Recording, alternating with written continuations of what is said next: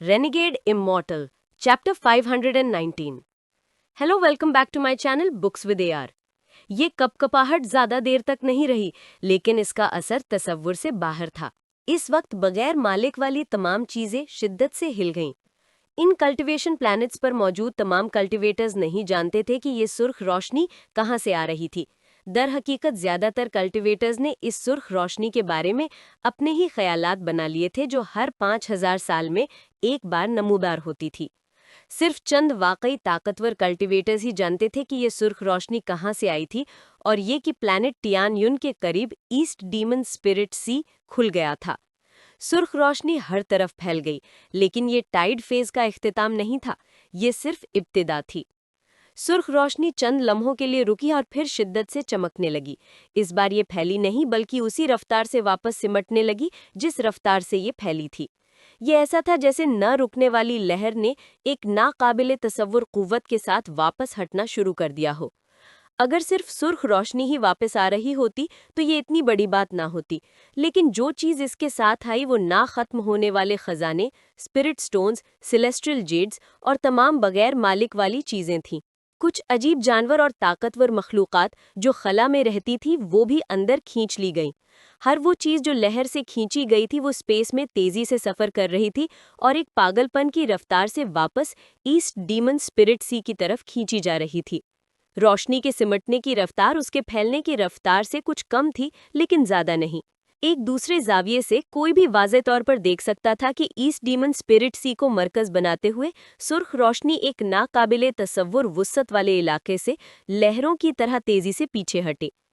इस लम्हे सुर्ख रोशनी सितारों, स्पेस और प्लैनेट से गुजरी जैसे फासले का तसव्वुर इसके लिए मौजूद ही ना हो।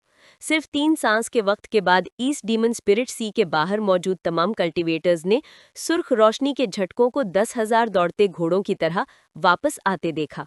ये झटका एक दायरा था जो ईस्ट डीमन स्पिरिट सी पर बंद हो रहा था। वांगलिन की पुतलियां अचानक सुकड़ गईं और उसकी आंखों में एक जबरदस्त सदमे का इजहार हुआ। लहर के फैलने के मंजर ने उसे पहले ही ये एहसास दिला दिया था कि ये हकीकी नहीं था। जब उसने लहर को वापस आते देखा तो वो एक गहरी सांस लेने से खुद को रोक नहीं पाया। दर हकीकत ना सिर्फ वांगलिन बल्कि हर वो शख्स जो पहली बार टाइड फेज देख रहा था, उसे भी उतना ही सदमा महसूस हुआ जितना वांगलिन महसूस कर रहा था। उनमें से कुछ इतने मदहोश हो गए थे कि वो अपने डाउ हार्स पर काबू खो बैठे थे। एक लम्हे में सुर्ख रोशनी अभी भी दूर दिखाई दे रही थी, लेकिन अगले ही लम्हे सुर्ख रोशनी पहले ही तमाम कल्टीवेटर्स के पास से गुजर चुकी थी। उसी वक्त तमाम Z, spirit stones, celestial Jades, खजाने और मुख्तलिफ चीज़ें जो हर किसी की आंखों को सुर्ख कर देती, वो कल्टीवेटर्स के पास से इंतहाई तेज रफ्तार से गुजरी। यहाँ तक कि कुछ लाशें, बड़े जानवर और बड़े मैजिक ट्रेजर्स भी पास से गुजरे। ताहम ये तमाम चीज़ें सुर्ख रोशनी में लिपटी हुई थीं और सुर्ख रोशनी में इन सब को गैर मद्यारी बनाने की पुरस्रार कुव्वत थी। इस तरह ये तमाम चीज़ें तमाम कल्टीवेटर्स के बीच से बगैर किसी खलील के गुजर गईं। ऐसा लगता था जैसे इस लम्हे उनके सामने सब कुछ एक ख्याल, इल्यूजन था। वांगलिन ने ज़ाती तौर पर एक देवहैकल डिमोनिक बीस्ट को देखा जिसका एक सींग था जो काली बिजली छोड़ रहा था, और उसकी कल्टीवेशन लेवल एक असेंडेंट कल्टीवेटर जैसी थी। वो उसके जिस्म से यानी थ्रू हिज बॉडी इतनी तेजी से गुजरा कि उसके पास बचने का मौका नहीं था। जिस लम्हे ये उसके अंदर से गुजरा, वांगलिन ने एक गहरी सांस ली। वो अचानक मुड़ा और गौर से गुजरती हुई सुर्ख रोशनी को देखा ताकि जितने ज्यादा खजानों की झलक देख सके देख ले। 12147 heaven metal soil, exquisite mix liquid, ink stone, lings he horn. Wang Lin को सिर्फ एक धुंधली सी झलक मिली और उसका दिल जोर से धड़का। ये तमाम चीजें एंशिएंट गॉड्स के ट्रेजर्स को रिफाइन करने के लिए काफी अच्छा मवाद थीं। यहाँ ये भी है, ये है, ये है। वांगलिन की आंखें अचानक संजीदा हो गईं जब उसने फासले पर सुर्ख रोशनी की एक लकीर को घूरा। उस सुर्ख रोशनी के अंदर एक बड़ी तलवार थी। ये तलवार सोने से लिपटे हुए एक लकड़ी के तख्ते के मानिंद थी। ताहम तलवार पर जंग लगा हुआ था और कुछ हिस्से टूटे हुए भी थे। पलक झपकने में सुर्ख रोशनियों के दरमियान गायब हो गई। वांगलिन की आंखें अचानक तेजी से चमक गईं। आसपास के तमाम कल्टीवेटर्स की आंखें चमक गईं और उन्होंने अपने अपने मंसूबे बनाए जब वो गुजरते हुए मुख्तलिफ खजानों को घूर रहे थे। टाइड फेज खत्म एंड होने वाला था, लेकिन ठीक इसी लम्हे फासले से सुर्ख रोशनी की एक और लकीर आई। रोशनी की ये लकीर गैर मामूली थी और ये पलक झपकने में करीब आ गई। जिस लम्हे सुर्ख रोशनी की ये लकीर नमूदार हुई, ऑलसियर का पुरसुकून चेहरा अचानक बदल गया। वो अचानक मुड़े और उनकी आंखें बिजली की तरह थीं जब उन्होंने आने वाली सुर्ख रोशनी की लकीर को घूरा। सोर्ड सेंट लिंगटियन हाउ की आंखें एक मशाल की तरह तेजी से चमकीं जब उन्होंने सुर्ख रोशनी को ईस्ट डीमन स्पिरिट सी की गहराइयों में जाते हुए घूरा। इस लम्हे ना सिर्फ वो दोनों बल्कि तमाम कल्टीवेटर्स के दरमियान से मुख्तलिफ कदीम शख्सियत बाहर निकल आईं। ये कदीम शख्सियत सब प्लैनेट ट्यान के मशहूर ओल्ड मॉन्स्टर्स थे। उनका असल मकसद सिर्फ अपनी नौजवान नस्लों को यहाँ लाना था, लेकिन उस आखिरी सुर्ख रोशनी की लकीर को देखने के बाद और ख़ास तौर पर उसके अंदर जो था उसे देखने के बाद वो सब जैसे 10,000 साल जवान हो गए थे और बाहर निकल आए। इस हैरानकुन मंजर ने अचानक आसपास के तमाम कल्टीवेटर्स की निगाहें अपनी तरफ खींच लीं। वांग लिन की आंखें चमक उठीं जब उसने आने वाली सुर्ख रोशनी की लकीर को घूरा। सुर्ख रोशनी की ये लकीर इतनी तेज थी कि ये पलक झपकने में तमाम कल्टीवेटर्स के पास से गुजरती हुई ईस्ट डीमन स्पिरिट सी में दाखिल हो गई। अगर ये सिर्फ तेज होती तो ये कोई बड़ी बात ना होती, लेकिन सुर्ख रोशनी ने डिवाइन सेंस को अंदर झांकने से रोक दिया और आंखों को आर पार देखने से रोक दिया। तमाम स्पेल्स जो ये देखने की कोशिश कर रहे थे कि अंदर क्या है, वो ब्लॉक हो गए, जिससे ये देखना नामुमकिन हो गया कि आखिर उसमें क्या था। ये इतनी अच्छी तरह छुपा हुआ था कि इसने ऑल सियर और लिंगटियन हाउ जैसे लोगों के चेहरे एक्सप्रेशंस भी बदल दिए। जिस लम्हे वांगलिन का डिवाइन सेंस सुर्ख रोशनी से टकराया, ये जैसे एक भूल भुलैया में फंस गया और फौरन टूट गया। अगर ये हकीकत ना होती कि वो फैसला कुन था और उसने फौरन उसे छोड़ दिया, तो वो यकीनन टूटने से जख्मी हो गया होता। आसपास के तमाम कल्टीवेटर्स के चेहरे जर्द पड़ गए। उनमें से कुछ ने तो खून भी थूक यानी कॉफ आउट ब्लड कर दिया और कमजोर दिखाई दिए। उन्होंने वाज़े तौर पर अपने डिवाइन सेंसेस को वापस खींचने में तेजी नहीं दिखाई और सुर्ख रोशनी से जख्मी हो गए। चेक करने के लिए डिवाइन सेंस का इस्तेमाल मत करो, ये ऐसी चीज नहीं है जिसे तुम जूनियर्स देख सको।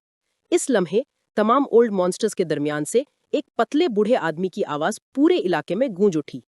इस लम्हे सुर्ख रोशनी की वो लकीर सबके पास से गुजर चुकी थी और ईस्ट डीमन स्पिरिट सी में दाखिल होने वाली थी।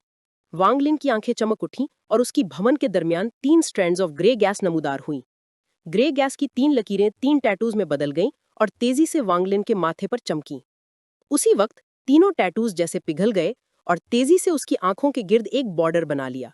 जिस लम्हे बॉर्डर बना, वांगलिन की आंखें रात में चांद की तरह चमकीं और रोशनी उसकी आंखों से आधा इंच बाहर तक फैल गई। उसकी निगाहें ऐसी लग रही थीं जैसे वो आसमान और जमीन को चीर देंगी। ये सीधा खला को चीरती हुई उस सुर्ख रोशनी तक पहुंच गई जो गायब होने वाली थी और सीधा उसके अंदर घुस गई। वो देखना चाहता था कि आखिर उसके अंदर क्या था। वांगलिन की निगाहें सुर्ख रोशनी की गहराइयों में घुस गईं और अंदर तक चली गईं, लेकिन उसे सिर्फ सुर्ख रोशनी ही दिखाई दी। इसके ऊपर एक पुरस्रार कुव्वत ने उस पर हमला किया, जिससे दर्द की लहरें वापस उसके जिस्म में गईं। वांगलिन की आंखें अचानक खूनालूद हो गईं और आंसू बहने लगे। उनमें खून भी मिला हुआ था। वांगलिन ने अपने दांत पीसे यानी क्लेंच्ड हिज टीथ और एक धाड़ मारी यानी रोर। उसकी आंखों के गिर्द बॉर्डर से ग्रे गैस की लकीरें निकलना शुरू हो गईं। ताहम ग्रे गैस फैली नहीं बल्कि वांगलिन की आंखों में चली गई। तकरीबन पलक झपकने में वांगलिन की खूनालूद आंखों में ग्रे रंग का गहरा साया आ गया। नतीजतन सुर्ख रोशनी के अंदर उसकी निगाहें जो गायब होने वाली थीं, जैसे उन्हें नई जिंदगी मिल गई हो और उन्होंने सुर्ख रोशनी की तह दर तह को चीर दिया और अंदर की पुरस्रार कुव्वत से टकरा गईं। आखिरकार जिस लम्हे सुर्ख रोशनी ईस्ट डीमन स्पिरिट सी में गायब हुई, वांगलिन की निगाहों ने आखिरकार सुर्ख रोशनी को चीर दिया और उस चीज को देख लिया जिसने ऑल सियर और बाकी सबके चेहरे यानी एक्सप्रेशंस बदल दिए। ये एक टोकन था, एक चमकता हुआ सुनहरा टोकन जिस पर सिंबल्स खुदे हुए थे। जिस लम्हे उसने टोकन को वाज़ेह तौर पर देखा, उसकी आंखों से बड़ी मिकदार में खून निकला और दिल चीर देने वाला दर्द उसके जिस्म में दाखिल हो गया। वांगलिन ने अपनी आंखें बंद कर लीं। जब उसने उन्हें दोबारा खोला तो सुर्ख रोशनी की वो लकीर पहले ही ईस्ट डीमन स्पिरिट सी के अंदर गायब हो चुकी थी। इस लम्हे वांगलिन की आंखें मुकम्मल तौर पर खूनालूद हो गई थीं, लेकिन उनके अंदर ग्रे रंग की लकीरें हरकत कर रही थीं, जिससे उसकी निगाहों को एक बहुत ही डिमोनिक एहसास मिल रहा था। फासले पर याओ सीक्शे नाम की लड़की जो सुर्ख खून जेट पर बैठी थी, उसने गलती से वांगलिन की तरफ देख लिया। जिस लम्हे उसने उसकी निगाहें देखीं, उसका जिस्म बेइख्तियार कांप उठा और उसका चेहरा जर्द पड़ गया। उसने तेजी से अपना सर झुका लिया और उसका दिल शिद्दत से कांप उठा। वो निगाहें, अब मैं जानती हूँ कि फादर क्यों चाहते हैं कि मैं इस शख्स पर तवज्जो दूं।